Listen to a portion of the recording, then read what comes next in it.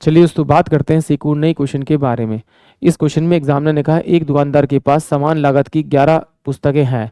वह पहली पुस्तक को एक निश्चित मूल्य पर बेचता है, फिर वह दूसरी पुस्तक को उस मूल्य पर बेचता है जो पहली पुस्तक के विक्रय मूल्य से एक कम है, और फिर वह तीसरी पुस्तक को उस मूल्य पर बेचता है जो दूसरी पुस्तक के विक्रय मूल्य से एक कम है।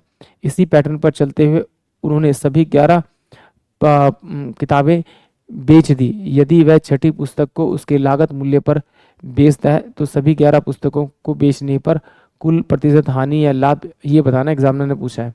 एग्जामिनर ने क्या कहा, पहली तो बात इस क्वेश्चन में एग्जामिनर ने कहा कि सभी पुस्तकें समान रेट पे खरीदी गई है, यानी कि अगर वो छठी पुस्तक वो एक्स रुपीज़ पे खरीदता है तो यानी कि वो 11 पुस्तकों को 11 एक्स रुपये पे खरीदेगा। यानी कि छठे वाली जो पुस्तक की कीमत होगी वो उसको अगर मैं 11 पुस्तकों से मल्टीप्लाई करूंगा तो उस 11 पुस्तकों का क्रय मूल्य मिल जाएगा मुझे, यानी कि सीपी मिल जाएगा। ठीक है, अब फिर एग्जामिनर ने क्या कहा कि पुस्तक बेचने का तरीका थोड़ा सा उसका अलग है। वो तरीका क्या है, अगर वो मान लिया पहली पुस्तक को 11 रुपये में बेचता है तो दूसरी वाली पुस्तक को 10 में बेचेगा, उससे अगले वाली को कितने बेचेगा, आपका 10 में, फिर 9 में, 8 में, 7 में, इस तरह से बेचेगा।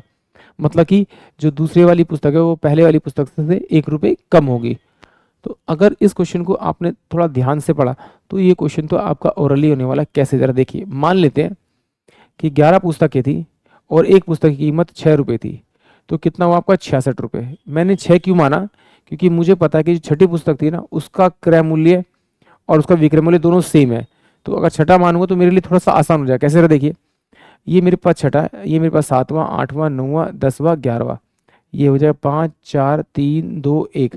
तो इसका मतलब क्या है कि अगर ये मेरी छठी 6 नंबर पे है तो ये इससे क्या होगा, एक छोटा होगा, ये 7 हो जाएगा आपका, ये कितना हो जाएगा आपका 8 हो जाएगा, ये आपका 9, ये आपका 10, ये 11, ये कितना हो जाएगा आपका 6 के बाद में आपका 5 4 3 2 और 1।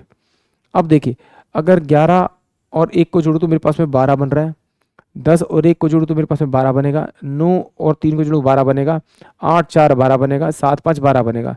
यानी कि 1 2 3 4 5 टोटल 5 बन रहे हैं, और 5 को अगर मैं 12 से मल्टीप्लाई करूँगा तो 60, टोटल एकदम 60 आएगा। 60 में ये वाला टर्म मैं इसमें और जोड़ दूंगा तो ये मेरे पास में 66 आ जाएगा। यानी कि उसने 66 रुपये में खरीदा और 66 रुपये में बेच दिया, तो उसका जो आंसर आएगा वो नो प्रॉफिट नो लॉस आएगा। एक बार इसे एक्स की टर्म से भी और समझते हैं। कैसे, देखिए, ये मेरे पास में 1 2 3 4 5 6 7 8 9 10 11 11। तो जो छठी टर्म है मैंने मान लिया कि वो मेरे पास में x है। अगर ये x है तो इससे क्या होगा, एक छोटा होगा, तो ये क्या होगा x प्लस का 1, ये कितना होगा x प्लस का आपका 2, ये कितना होगा x प्लस का आपका 3, ये कितना होगा x प्लस का आपका 4, और ये कितना होगा x प्लस का 5।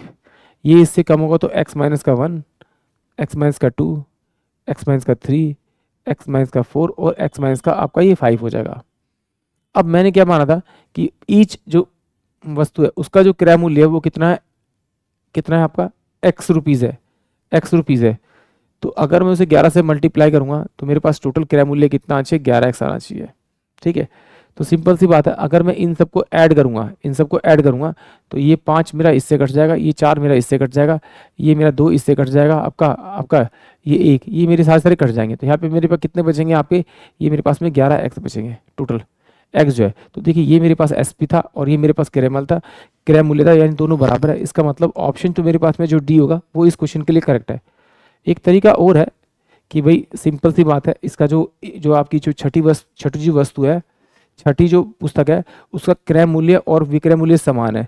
तो आप इस तरह से भी निकाल सकते हैं कि भाई जो मिड वाला नंबर है, यानी कि लास्ट पहले वाला, फर्स्ट वाला और सेकंड वाला, अगर मैं इन दोनों को ऐड करता हूँ तो मेरे पास में x प्लस का 5 और प्लस में x माइनस का 5, ये दोनों वैल्यू होगी। फर्स्ट और लास्ट को जोड़ के अगर मैं 2 से डिवाइड करूंगा तो भी मेरे पास में मिड टर्म के बराबर आनी चाहिए, क्योंकि जब आप एवरेज का चैप्टर करेंगे तो उसमें जरूरत पड़ेगी कॉन्सेप्ट की। तो कितना होना चाहिए, x के बराबर होना चाहिए। तो इसको जब सॉल्व करेंगे तो ये 5 से 5 कटेगा तो 2x बटे में 2 बराबर में x हो जाएगा। इससे काटेंगे तो x बराबर में x आ जाएगा। यानी कि छठे जो मूल्य का क्रय मूल्य और विक्रय मूल्य दोनों बराबर आ रहे, इसका मतलब ऑप्शन डी जो है वो इस क्वेश्चन के लिए करेक्ट होगा। या फिर इसे क्या कीजिए, इसे 11 से मल्टीप्लाई कर दीजिए तो 11x CP हो जाएगा, और 11 से मल्टीप्लाई करेंगे 11 SP हो जाएगा। फिर भी यानी कि ऑप्शन डी आएगा। आई होप आप सभी क्वेश्चन समझ में आया होगा।